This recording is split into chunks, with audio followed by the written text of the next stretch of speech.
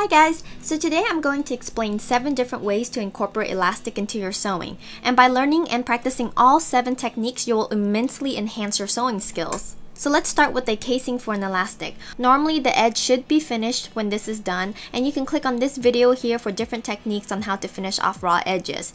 In this demo, I have my edge serged. So a casing is usually done in a tube, so I'm going to fold my fabric in half and sew up the edge.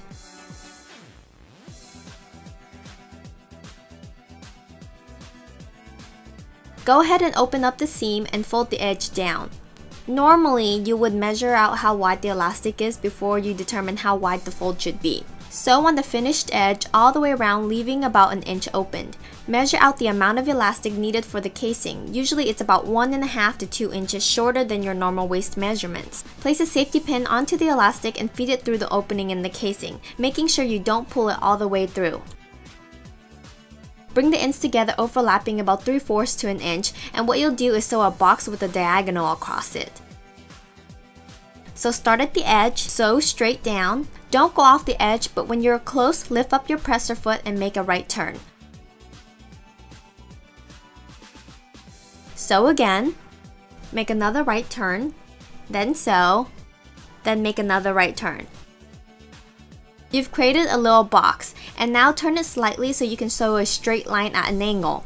Some people like to form an X in the box, but I personally think that the diagonal is good enough. Another way to sew the elastic together is by butting it up. Line up the edge of the elastic, making sure that the middle of the presser foot is right in the middle of the edges of the two elastic. Now sew a zigzag stitch back and forth a few times, and this is what you should get. Personally, I like doing this better, and it's less bulky when you wear it. So now that the elastic is closed up, next sew a straight line where the opening is, and your encased elastic is done. So this type of casing is seen a lot in pajama pants, skirts, and of course the pants that I have here. And you can also see that the same technique is applied to the leg as well. Now this next one is used a lot in leggings because it's fast and it's easy, and you'll start off with the tube again, making sure that the seam are pressed open. Now cut out the appropriate length for the elastic. Fold the elastic in half and make a mark. Place the edge of the elastic on the edge of the seam. Mark the halfway point on the fabric and match up the halfway mark on the elastic to that point.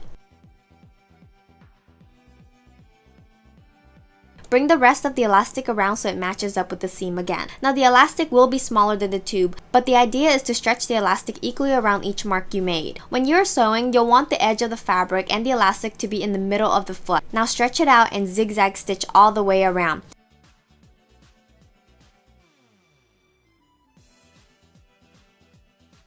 This is what it will look like.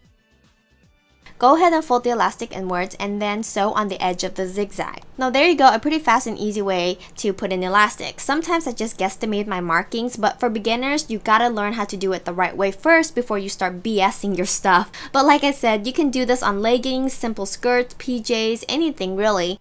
So this next technique is very similar to the previous one, except we're going to use elastic thread. So start out with the markings just like the last one. And what you do is wind up your bobbin with elastic thread, which looks like this.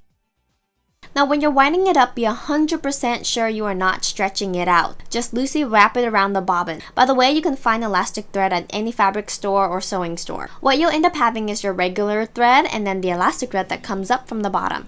Again, fold the elastic inwards, but this time when you sew, you're going to have the right side facing upwards. Change your stitch length to like a 2.5 or a 3, and remember to stretch the fabric out so that it's flat, then sew. If you don't stretch, it defeats the purpose. The reason why I'm teaching you this is because I want to teach you guys how to make swimsuits later on in the future, and this is a great way to make swimwear and any other kind of knitwear really. And this is a great way to get stretch in your fabric as well as cuppage when you're trying to make a knit garment. This next technique is a way of shirring by using elastic. What you'll do is you'll draw a few straight lines on the wrong side of the fabric. I'm doing this with a Sharpie for learning purposes, but you probably want to do this with chalk. So cut out an elastic that is shorter than the piece of fabric. The shorter the elastic, the more shirring you will get. So fold the elastic in half and mark the midpoint. Fold your fabric in half and mark the midpoint on each line. Place the midpoint of the elastic in the middle of the fabric. The idea is simple. The ends of the elastic will match up with the ends of the fabric. Go ahead and stretch and sew. If you do it with one elastic, it's called gathering, but more than one elastic is actually called shirring.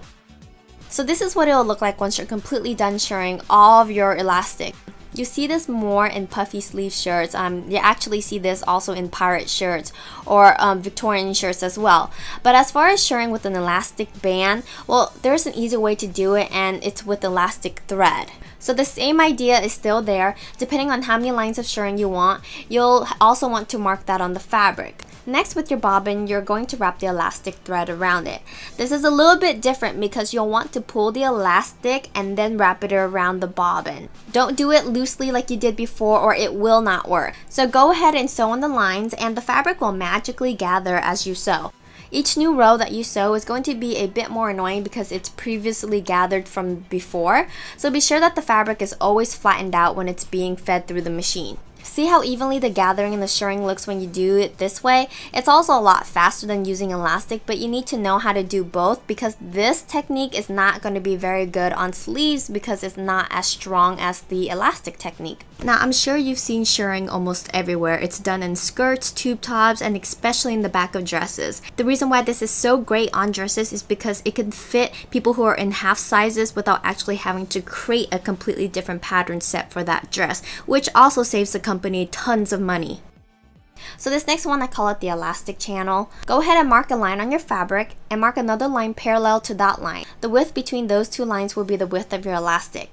Place that piece of fabric onto another piece of fabric and sew on the two lines.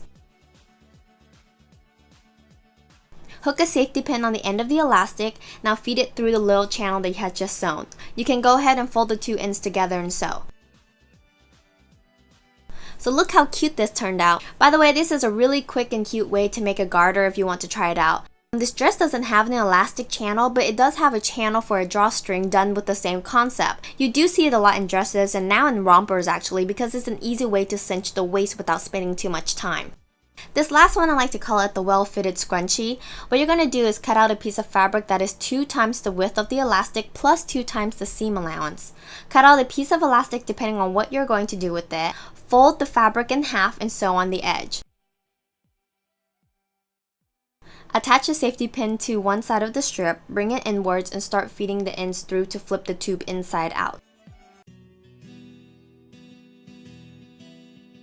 Roll it a bit so that the seam sits in the center. Now what you're going to do next is attach the safety pin to the elastic and feed it through the tube, making sure that the seam continues to stay in the middle.